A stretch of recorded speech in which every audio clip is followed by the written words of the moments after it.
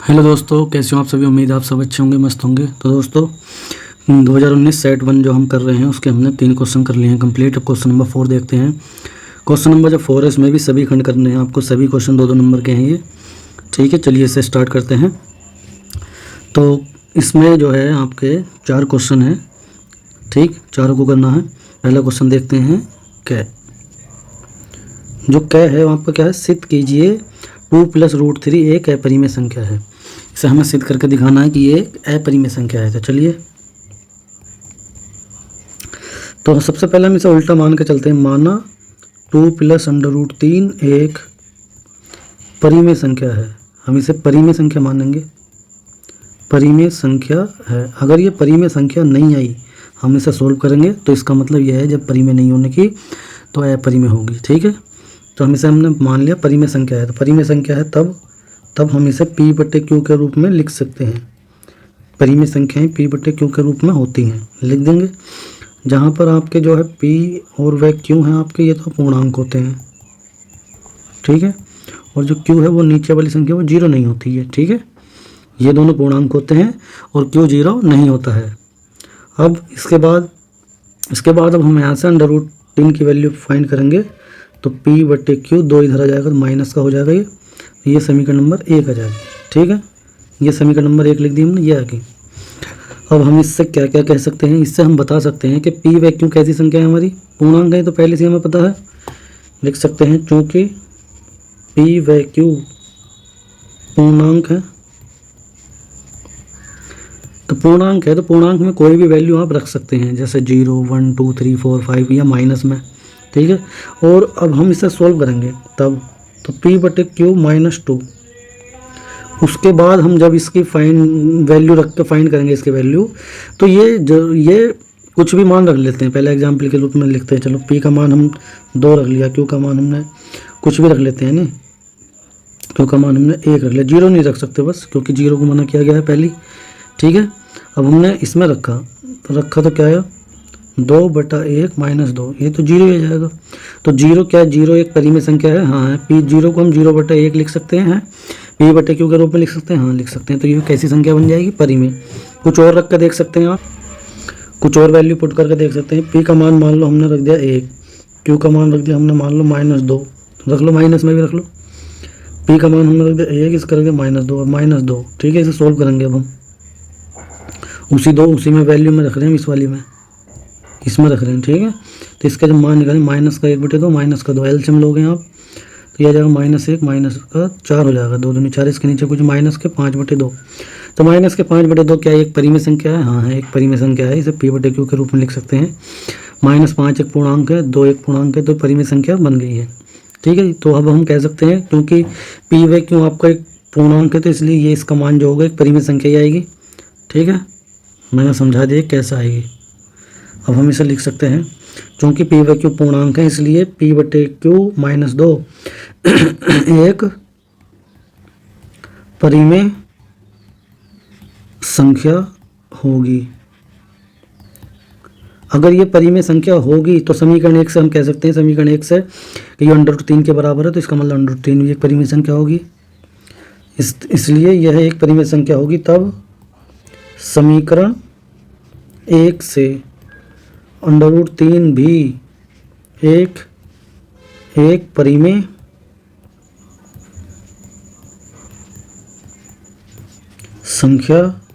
संख्या होगी। ठीक है, परंतु हम जानते हैं कि √3 एक परिमेय संख्या नहीं होती है, तो एक अपरिमेय संख्या होती है। परंतु हम जानते हैं कि √3 एक अपरिमेय संख्या होती है। ठीक है, परंतु हम जानते हैं कि √3 एक अपरिमेय संख्या होती है। अगर अपरिमेय संख्या है तो ठीक है, तो इसका मतलब कुछ ना कुछ तो गलत हो रहा है। क्या वो गलत हो रहा है? ये अपरिमेय संख्या है तो पता चल गया √3 एक अपरिमेय संख्या है।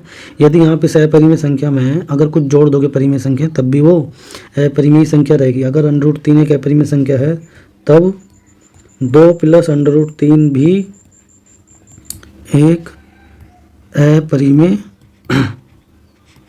संख्या होगी। ठीक है, उसमें परिमेय संख्या दो जोड़ दी जा रही है, ये अपरिमेय है और ये परिमेय है, तो इन दोनों का योग भी अपरिमेय ही रहेगा। ठीक है, अपरिमेय होगी, तो इसका मतलब जो हमने पहली लाइन हमने मानी थी ये एक परिमेय संख्या है, ये गलत साबित होगी ना होगी। ठीक है, अतः लिख सकते हैं, अतः हमारे द्वारा मानी गई धारणा कि 2 + √3 एक परिमेय संख्या है, यह गलत साबित हुई। ठीक है, अतः 2 + √3 एक अपरिमेय संख्या है। ठीक है, ये यहाँ से क्वेश्चन कंप्लीट हो गया यहाँ तक।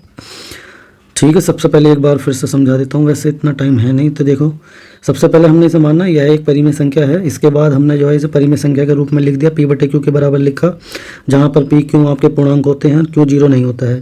फिर यहाँ से √3 की वैल्यू निकाली हमने, 2 को राइट साइड में ले गए, तो यहाँ प्लस का था लेफ्ट साइड, तो राइट साइड आकर माइनस का हो जाएगा। ठीक है, अब चूँकि p/q तो पूर्णांक है तो इसका मतलब p/q - 2 की वैल्यू ऑलवेज परिमेय संख्या आएगी।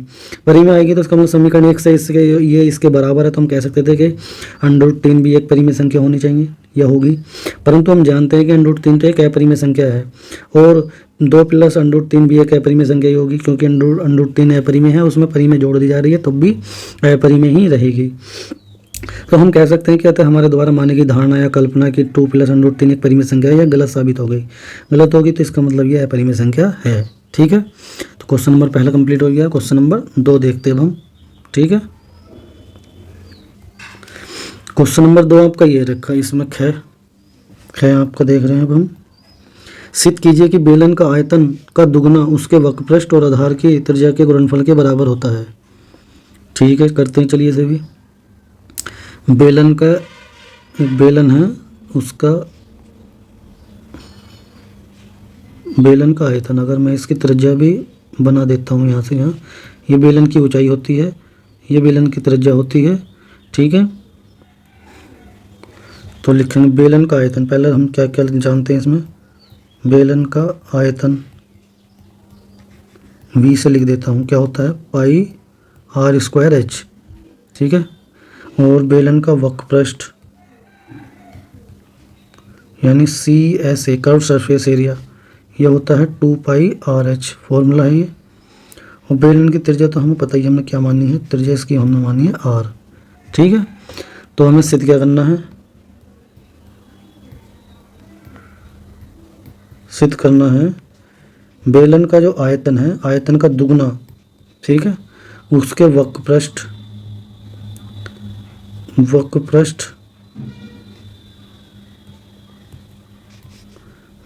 और त्रिज्या के गुणनफल के बराबर होता है। ठीक है, इसकी left hand side right hand side के बराबर हमें लानी है।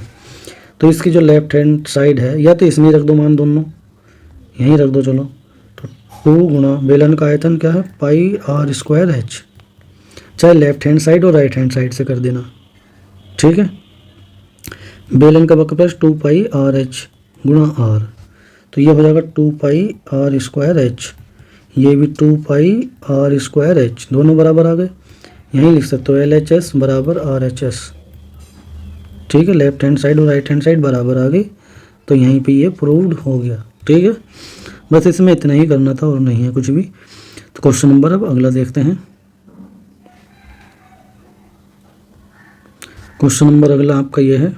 ठीक, क्वेश्चन नंबर यदि sin 3a बराबर cos a - 26 डिग्री, यहाँ 3a एक न्यून कोण है, a का मान हमें ज्ञात करना है। ठीक है, करते हैं इसे भी, कर रहे हैं अब हम। sin 3a हमें दे रखा है, sin 3a का मान cos a - 26 डिग्री। ठीक है, 3 आपका न्यून कोण है। अब हमें क्या करना होगा, एक फॉर्मूला लगाना होगा यहाँ पर। ठीक है, कौन सा, sin 90 - थीटा जो है क्या होता है cos थीटा, sin 90 - थीटा बराबर cos थीटा, तो इसमें लगा देंगे।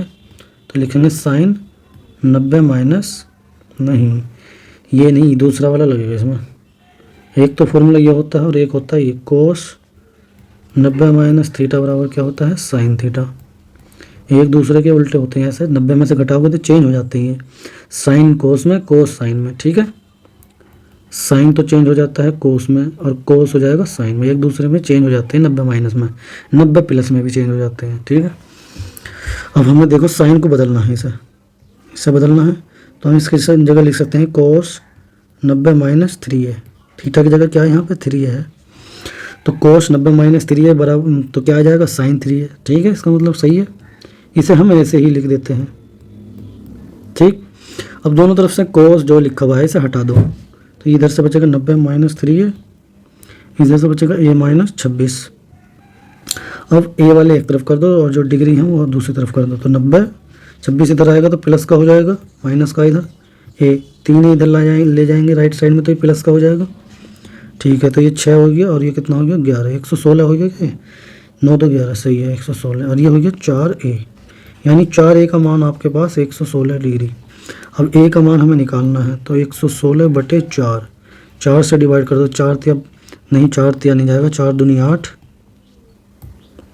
4 दूनी 8, 3 बचेगा, 4 9 36, तो ये 29 आ जाएगा, a का मान क्या आ जाएगा 29 डिग्री।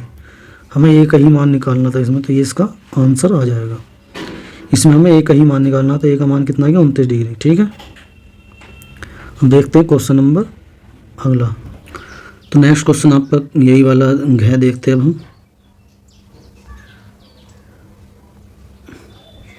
तो गया आपका क्वेश्चन ये रहा, उस बिंदु के निर्देशांक ज्ञात कीजिए जो बिंदुओं ये और ये को मिलाने वाली रेखाखंड को 2:3 के अनुपात में विभाजित करता है। चलिए इसे भी करते हैं। उस बिंदु के निर्देशांक, तो हमसे ये नहीं कहा गया कि अंतर विभाजित कर जाए या बाह्य, जब कुछ कहा नहीं जाता तो अंतर विभाजित माना जाता है, ठीक है।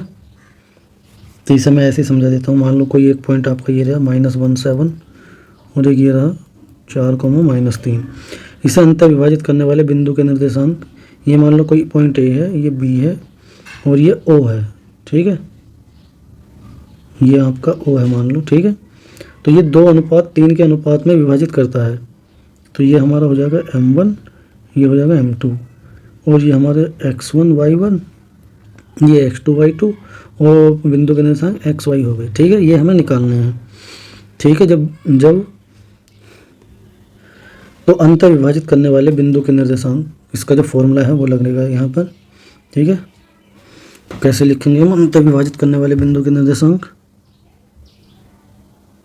तो इसमें आप चाहो तो दोनों को एक साथ निकाल लो, चाहे पहले x का मान निकालो या y का, एक एक करके निकाल के उसमें लिख दो, क्या जैसे चाहो वैसे कर लो इसे। तब देखो बिंदु O यानी xy के निर्देशांक, ठीक है। कैसे निकालेंगे बिंदु O के निर्देशांक xy, इसके फॉर्मूला क्या लगेगा, फॉर्मूला लगेगा आपका ये, अंतर विभाजित कर रहा है तो m1 x2, ठीक है, m1 x2 plus m2 x1 बटे m1 प्लस m2, इसे mn में भी लिख सकते हैं, इसे m मान लो, इसे n मान लो, तब भी लिखा जा सकता है। ये तो x का मान हो गया, x कोऑर्डिनेट हो गया, y कोऑर्डिनेट, तो अब ऐसे लिखा जाएगा m1 y2 plus m2 y1 बटे m1 प्लस m2। अंतर विभाजन में क्या होता है, प्लस के ही होते हैं, हर जगह प्लस लगा हुआ होता है, ठीक है। बाह्य विभाजन होता तो माइनस हो जाता। तो m1 का जो मान है वो कितना है 2 है, और x2 का मान कितना है 4 है, प्लस m2 का मान 3 है, और x1 का मान -1 है, बटे 2 प्लस 3, m1 का मान 2, y2 का मान कितना है -3, प्लस m2 का मान कितना है हमारे पास 3, और y1 का कितना है 7 बटे 2 प्लस 3, ठीक। 4 दूनी 8, 3 एकम 3, माइनस का हो जाएगा 3 एकम 3 बटे 5, 3 दूनी 6, ये भी माइनस का 6 हो जाएगा, 7 या 21 बटे 5, ठीक। ये हो जाएगा 5 बटे 5 कोमा 21 में से 6 घटाओ, पहले 1 घटाओ फिर 5, तो 15 आ गया। अब इसे डिवाइड करो, 5 एकम 5, ठीक, और 5 तिया 15, ये आ जाएंगे बिंदु ओ के निर्देशांक आपके, ये आ जाएंगे, ठीक है। ये इसका आंसर हो जाएगा 1,3, ठीक। तो ये चारों क्वेश्चन मैंने करवा दिए हैं। आई होप कि आपको चारों क्वेश्चन समझ आए होंगे। अगर कोई क्वेश्चन समझ नहीं आया हो तो कमेंट करके बता सकते हैं हमें, और वीडियो को दोबारा देखें ज़रूर, ठीक है, समझ आ जाएगा। और क्या है, और यदि आप पहली बार हमारी वीडियो देख रहे हैं तो चैनल को जरूर सब्सक्राइब कर लें, ठीक है। और वीडियो पसंद आए तो वीडियो को जरूर लाइक करें, ठीक है। मिलते हैं जल्दी नेक्स्ट वीडियो में। Thank you.